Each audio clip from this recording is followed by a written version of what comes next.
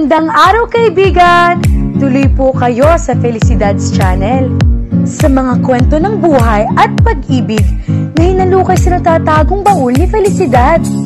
Pero bago po tayo magpatuloy, huwag niyo pong kalilimutan na i-like ang video, i-subscribe ang channel, at i-click ang notification bell para lagi kayong updated sa mga parating pa na upload.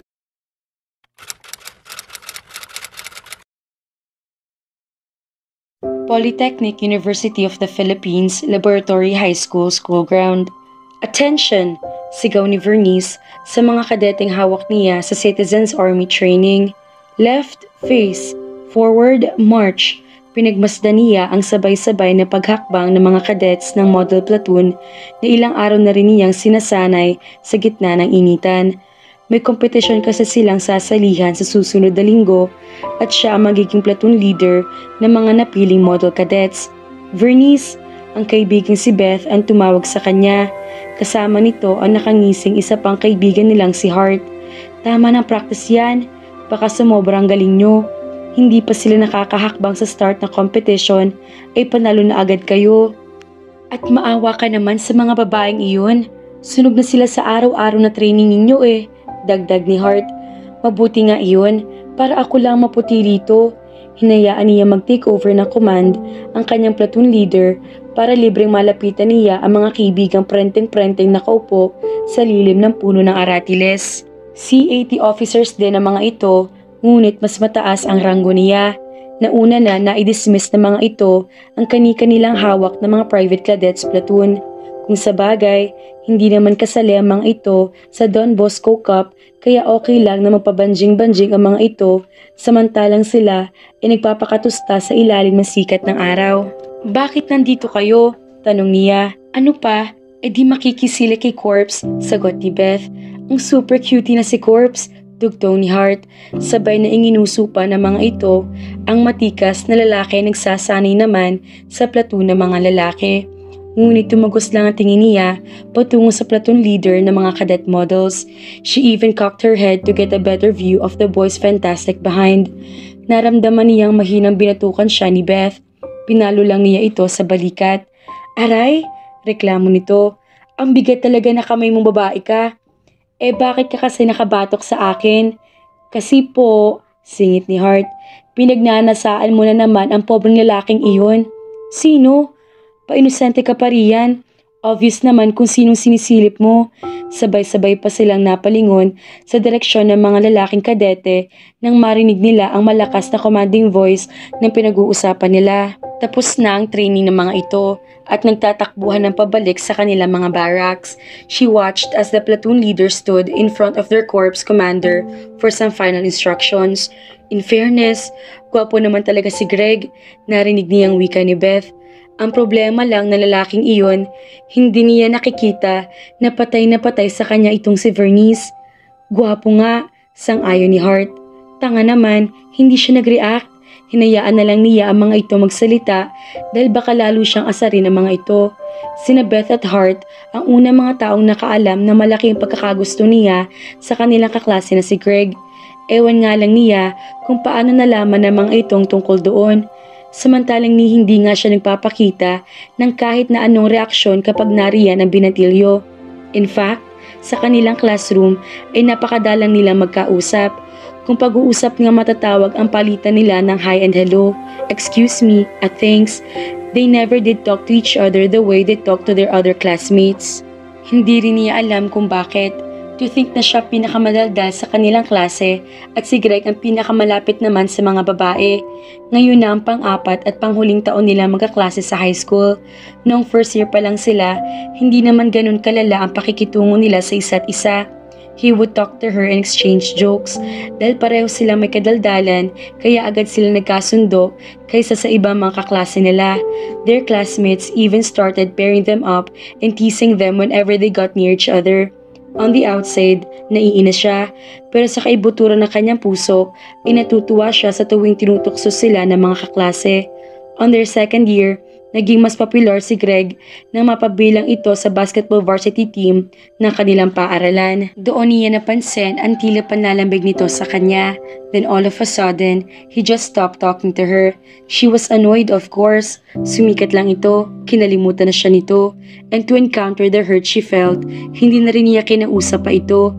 Doon na nagsimula ang hindi nila pagkikibuan. Bakit ba kasi hindi mo palapitan si Greg, Vernice? Tanong ni Hart. Gagraduate na lang tayo, pero hindi mo pa siya nakakausap ng maayos. Oo nga, Vern. 3 buwan na lang graduation na natin.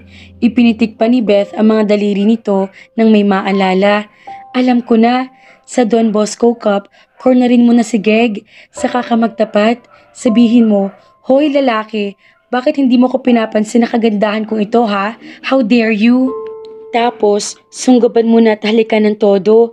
Ewan ko na lang kung hindi pa siya mahimasmasan. Kayong dalawa kaya hiwain ko ngayon at nang matusta na rin kayo ng husto. Gagawin niyo pa akong pervert sa harap ng isang yun? Inayos niya ang suot na Barrett cap. Kung wala siyang balak na kausapin ako, di wag. Ganun na lang yun. Basta mo nalang pakakawalan ang tanging lalaking bumubuhay sa hasang mo. Bakit? Wala na bang ibang makakabuhay uli sa hasang ko? Hindi lang siya nag-iisang isda sa dagat, no? Teka, hindi ko yata naintindihan iyon na, ani ni Hart. Ako rin, segunda ni Beth. Ay, problema na ninyong dalawa yan.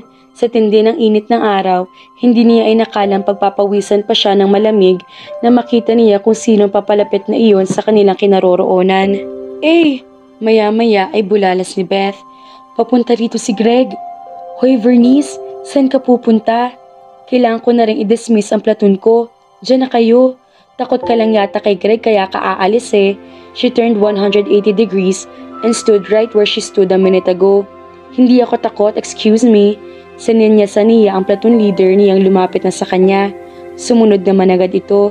Umalis na kayo rito, aniya sa mga kaibigan. Guguluhin lang ninyo kami eh. Guguluhin namin kayo, Nino. Ni Greg. Tumawa lang si Hart. Kakaiba ka talaga makagusto, Vernice. Ngayon lang kita nakita umaktong parang baliw. Kung sa bagay, matagal ka na palang sintu-sinto. Pero ang maging sintu-sinto sa kanyang crush, tinakpan niya ang bibig nito dahil nag-formation na sa harap nila ang kanyang platoon. Malapit na rin kasi sa kanila ang walang kamali-mali na si Greg. And then she heard his familiar baritone voice. Cadet Model Aguda? Greg reporting, ma'am. Greg suddenly stopped and stood in front of them, saluting. Gustong-gusto na niyang ingudngod ang mga kaibigang lihim na nagngingitian. Hindi kasi siya makatingin ng diretsyo sa binatilyo, kaya hinarap na lang niya ang kanyang model platoon habang nagka-counting ang mga ito. Cadet Model Aguda, Greg reporting, ma'am. Narinig niya ang ulit nito. She fixed her eyes on her platoon. Deputy Corps Commander Vernice Aguda, boses iyon ni Beth. Reporting daw. Ha? She turned to him automatically and came face to face with the most handsome boy in their school. Napakatikas ang tindig nito habang matamang nakatingin at nakasaludo ito sa kanya. It took all her guts not to blush in front of him when she saluted back and he took a step forward. She was the second highest ranking official in their CAT batch, for Pete's sake, and Greg was just an ordinary cadet model. Walang dahilan para sirain niya ang kanyang reputasyon ng dahil dito. Ngayon, panghalos na i-dismiss na ang lahat ng kanilang mga kadete, kaya malaya na mga itong pagmasdan ang tanging grupo nilang iyon sa school ground. Bakit? Formal na tanong niya rito. Ipinapatawag kayo ni Corps, ma'am. Sinulya pa niya ang kinatatayuan ni Tyrone, ang kanilang Corps Commander. Nakatayo ito sa labas ng headquarters nila kasama ng iba pang officers. Kumaway pa ang damuho sa kanya. Ngayon, ay batid niyang may kalokohan na namang naiisip ito. She didn't know why, but she had this gutsy feeling that even their corps commander somehow knew she had a thing for this particular cadet. Susunod na lang ako, maya-maya ay sagot niya rito. Sabi ni Corps, huwag daw akong babalik na hindi ka kasama. There was no use arguing with him. Sigurado kasing susunduin pa rin ito si Tyrone kaysa sa kanya dahil ito ang hari sa paaralang iyon tuwing Sabado. Hinarap lang niya ang kanyang platoon na halos lahat ng mga mata ay nakamasid na kay Greg. Dismissed, she barked at them. They took a step back and saluted. Ma'am, goodbye ma'am. Na mag-alisa ng mga ito ay saka siya nagmamadaling lumapit kay Tyrone. Problema mo? Wala naman. Nakangising sagot nito. Gusto lang namin kayo makita magkasama ni Greg. Sayang nga lang, wala kaming dalang camera ngayon. Sana ay may remembrance na kayong dalawa. Kulang na lang ay sigawan niya mga kapwa nila officers na magtawanan pa mga ito. Wala talaga kayong magawang matino, no? Wala eh, binalingan nito ang binatilyo sa kanyang tabi. Cortez, pwede mo nang sabihin kay Vernice ang mga sasabihin mo. What? Sir, yes sir. Tinitigan siya nito. Daig pa niya ang isinalang sa kumukulong mantika ng pagmasdan ng gwapong mukhang iyon. Panic washed over her. Anong sasabihin nito sa kanya? At bakit ganoon na lang ang pagkakatitig nito sa kanya? Even so, she waited. Oh, ano na Cortez? Untag ng isa sa mga officers doon. Bakit hindi ka na makapagsalita? Huwag kang mag-alala. Hindi ka kakagat ni Mama Guda. You better tell her now, Pards. Wika ng isa pa. Lalong magagalit iyan sa'yo kapag hindi ka pa nagsalita ngayon. Bakit siya magagalit? Anong dapat niyang ikagalit? Marami siyang gustong itanong mismo sa binutilyong kaharap. Subalit sa patuloy na pagtitig nito sa kanya, ay tininaglahong bigla ang kanyang katibilan, and she couldn't help but feel excited about something. They said he should tell her now or she would be even more mad. Cortez, boses iyon ni Tyrone. Magsasalita ka ba ngayon o bibigyan kita ng demerit? Demerits were deductions from their C80 grades whenever an officer, a cadet did something against a higher-ranking officer, or for this matter, one failed to do what his or her officer had told them to do in accordance to the rules. Greg still didn't say anything. He was running for a cadet model of the year. Alam niyang hindi ito gagawa ng isang bagay ni kakasira nito, kaya batid niyang si Tyrone na naman ang may pakana ng kalokohang ito. She turned her murderous eyes to her co-officers. Pinagtitripan na naman ninyo si Cortez. Tigilan na nga ninyo iyan. Hinarap niya si Greg. You're dismissed, Cortez. Doon lang ito kumilos. Tahimik na sumaludo ito. Saka umalis sa kanilang harapan. Napailing na lang si Tyrone. Kung ako sa'yo, Vernice, hinintay mo na lang sana magsalita si Cortez. At patuloy ng kalokohan ninyo. Wag na.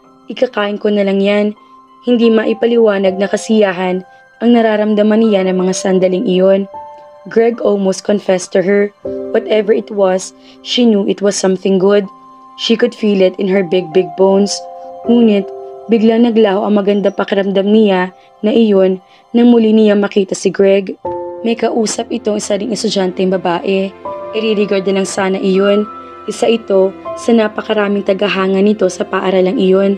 Nang biglang hinalikan ito ng babae sa pisngi, saka umangkla sa braso nito at naglakad palabas ng eskwelahan. Iyan ang gusto naming sabihin sana sa iyo ni Cortez kanina. Ani Tyrone na nasa tabi na pala niya. Kaya lang, pinaalis mo siya agad. There was only one thing to describe what she felt at that moment. Crushed. She knew Greg was popular with the girls but she had never heard he had ever courted any of them. She knew he would ever have a girlfriend. Feeling kasi niya, feeling niya. Sa susunod Tyrone, aniya, huwag ka na uli makikialam sa aming dalawa. Bakit Vernice, mali bang ginawa namin? Hindi siya sumagot. Don't worry, sa susunod na training day, paghihirapan ko iyang si Cortez para sa iyo. Kapag ginawa mo iyon, ipapabarang kita. Bakit ako? Si Greg na lang. Tutal, siya naman ang bumigo sa'yo. Tamang hinala niya. Alam na nga nito espesyal na nararamdaman siya sa naturang kadeteng iyon. Hurt and humiliation flooded her system. Asar na nilingon niya ito. Lalaki ka ba talaga? Iyon ang sabi ng nanay at tatay ko. Then, will you just leave me alone? What if I don't want to? Shut up, Tyrone. Then she walked out. That's unbecoming of an officer, Vernice. Habol nito. 50 demerits for you. Go to hell. Pumasok na siya sa headquarters nila. Saka dinampot ang kanyang backpack. Ni hindi na siya nag-abala pang hubarin ang suot niyang fatigue uniform. Pagkatapos ng halos 4 na taong pagtatago niya ng tunay na nararamdaman dito, sa ganoon lang pala mauuwi ang lahat. Nang araw na iyon, sa unang pagkakataon, ay naranasan niyang mabigo. Congrats! Nilingon ni Vernice ang nagsalita. Greg was wearing a C80 uniform elegantly with his gloved hands and a royal blue sash wrapped around his waist. Thanks, matabang na sagot niya. Congrats din, tumangulang ito. Pareho kasi nakakuha ng mataas na score ang 2 platoons mula sa kanilang paaralan. placing them first on the overall standing. Hindi pa tapos mag-perform ang ibang paaralan sa Don Bosco Cup na ginaganap ng araw na iyon sa malawak na school field na naturang paaralan, pero halos sigurado na ang panalo nila. Kaya nga kumakain ng ibang kasamahan nila sa labas ng silid na ginawang barracks para sa kanilang grupo. She untied her blue sash that was wrapped around her neck over her CAT uniform. Tutal, itapos na sila mag-perform, kaya kahit white shirt na lang ang pangitaas niya ay okay lang. Kumain ka na? Tanong ulit nito. Hindi ako nagugutom. Ikaw? Tapos na. Naiinis na siya dahil hindi niya matanggal sa kanyang leeg ang lintik na sash. Naiinis din siya dahil kinakausap pa niya si Melvin pagkatapos sa mga nalaman niya noong nakaraang linggo. Bagamat wala namang kasalanan ito kung tutuusin, hindi naman kasi nito obligasyong manatiling single para sa kanya. Kaya lang, hindi pa rin niya maiwasang makaramdam ng munting kirot sa kanyang puso. And she just wasn't ready to talk to him now. And damn the stupid sash. Tulungan na kita. Maipinatong itong isang bagay na mukhang ibinalot na sandwich sa ibabaw ng armchair ng silyang malapit dito. He walked towards her and deftly unwrapped the silk sash from her neck. Ilang sentimetro lang naman ang lamang ng tangkad nito sa kanya, kaya malayang napagmasdan niya ang gwapong mukha nito kahit ayaw niya. Bakit kailangan mo pang lumapit sa akin? Katatapos ko lang mabigo sa iyo, pero heto ka na naman sa harap ko, peste ka. Alam mo kaya kung anong ginagawa mo sa akin, ha? Alam mo ba kung kaunting-kaunti na lang, magagalit na ako sa mga kalahi mo. In fact, napagdesisyonan na nga siyang tuluyan ng kalimutan ang anumang may kinalaman sa damdamin niya dito. Ang problema lang, walang kahirap-hirap na ibinalik na naman ito ang kakaibang damdamin niyang iyon para dito na pinipilit niyang kalimutan. He had just finished untying her sash when he rested his left hand on the side of her neck, gently brushing his thumb on her cheek. He was looking at her the way he had never looked at her before. Pagkatapos ay hindi na niya alam kung anong sumunod na nangyari.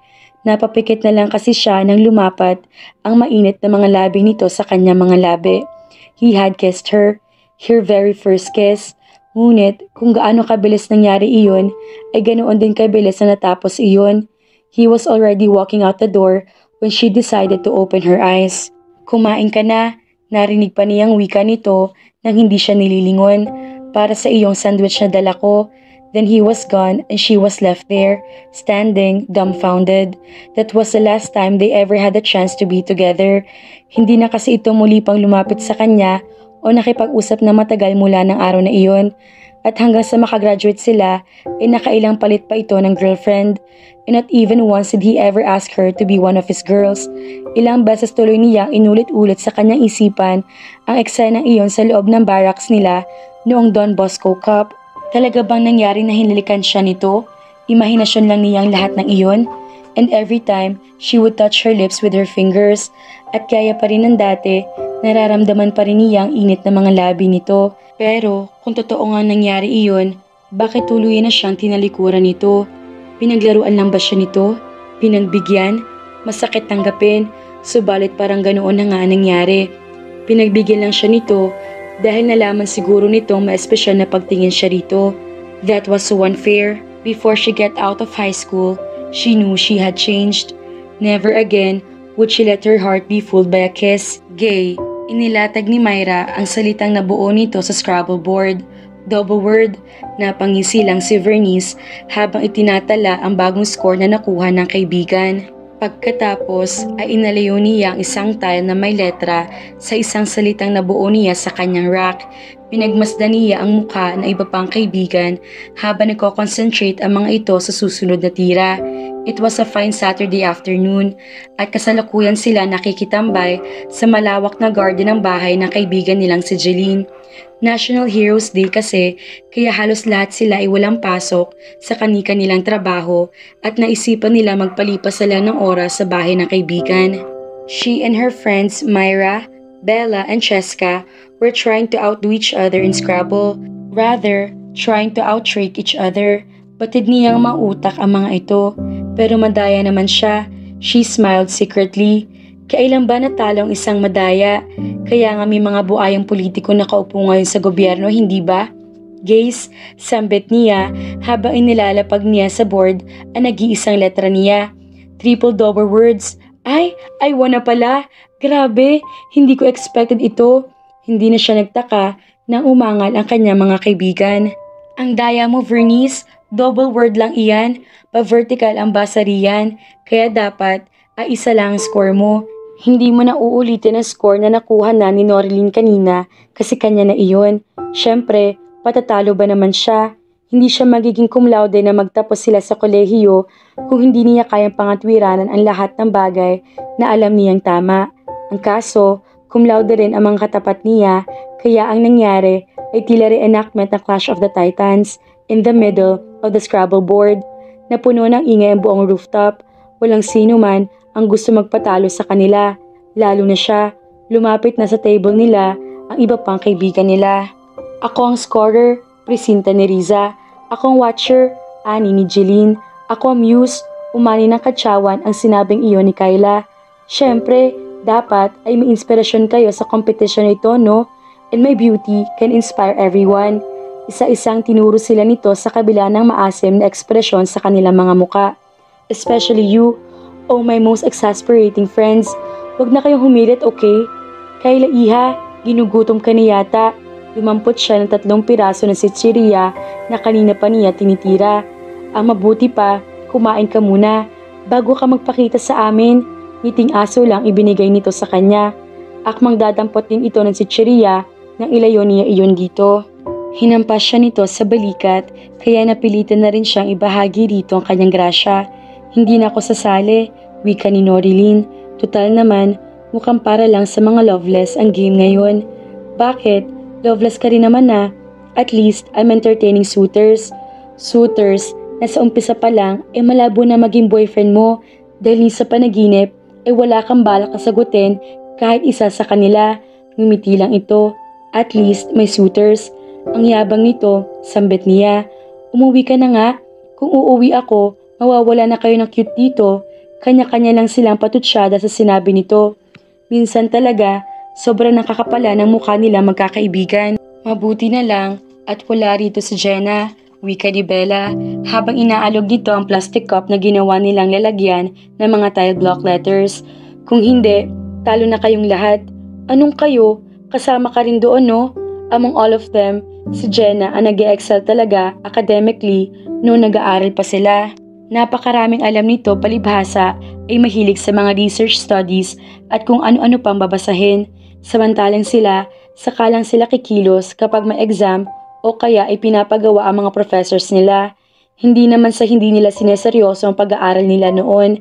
Wala sila makakamit na karangalan kung hindi sila nagseseryoso. Kaya lang, mas gusto nila maghinay-hinay sa lahat ng mga bagay na may kinalaman noon sa kanilang pag-aaral. Learn as you play, kumbaga. Jenna was different though. Kung hindi pa nila naging kaibigan ito, baka naging nerd na ito. Nag-umpisa na silang maglaro. Subalit, hindi pa rin maputol-putol ang kanilang mga kwentuhan at kantsawan. Ang mga ganoong pagkakataon ang pinakagusto nila kaya gustong-gusto nila makakasama kung wala rin naman silang importanteng ginagawa. They were college friends who made it to a point to be together once in a while. Salamat sa makabagong teknolohiya, gaya ng telepono at internet. Kahit magkakaiba ang kanilang mga trabaho, ay hindi pa rin napuputol ang kanilang komunikasyon. Siya nga pala, Cheska, wika ni Myra sa katabi. Balita namin ay lilipat na raw kayo ng bahay. Paano nyo nalaman? Jenna, magkapanabay na sagot nila. Ang kaibigan nilang iyon ang nasabak sa magulong mundo ng news and public affairs. Isa na itong photojournalist kaya hindi na nakapagtatakang halos alam nito ang lahat ng bagay. Oo, sagot na rin ni Cheska. May napili na akong bahay na lilipatan namin sa Monte Maria Ranch. Wala pang formal deal na nangyayari pero alam ko mapapasa akin din ang bahay na iyon. Tumingala pa ito sa langit na tila nangangarap. Nagkaroon tuloy sila ng pagkakataong masilip ang mga letra sa rack nito. Lihim sila nagngitian ng iba pang kaibigan nila. One down, Monte Maria Ranch, untag ni Kyla. That sounds familiar. Of course, dahil ang village na iyon ang pinaka-prominenteng village sa buong Mabini. At syempre pa, I only want the best for myself. One of these days, my friends, isa na rin ako sa mga prominenteng residente doon. Alam ba ng may-ari ng village na iyon na isa kang pakawala na mental, ha, Cheska? Tanong niya rito. Hindi, no. Kaya siguro hinayaan ka nila makatungtong man lang sa kanilang lupain. Vernice, inggit ka lang kasi wala kang magandang bahay. Anong wala? Anong ginagawa ng palasyo ko sa Santa Rita? Alin? Yung Anito Inn? Nope. She looked at the world she formed with her tiles. Beside that one, Prince Court, nagtawanan lang ang mga kaibigan nila. Pulos kasi pangalan ng mga motels ang binabanggit nito. Obvious naman po kung kaninong love story ang ating itatampok. None other than Vernice Aguda.